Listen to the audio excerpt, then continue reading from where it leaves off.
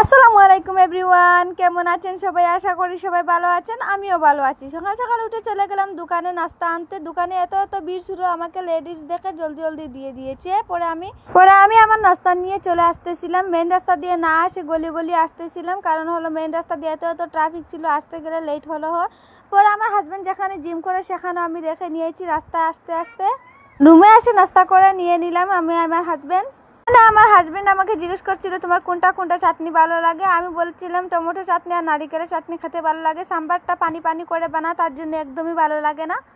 এগুলো চকলেট আমার হাজবেন্ড রাতের বেলা আমার জন্য নিয়ে আসছিল। খেতে খেতে দুইটাই ছিল, সেটাই ভিডিও করে দেখাচ্ছিলাম।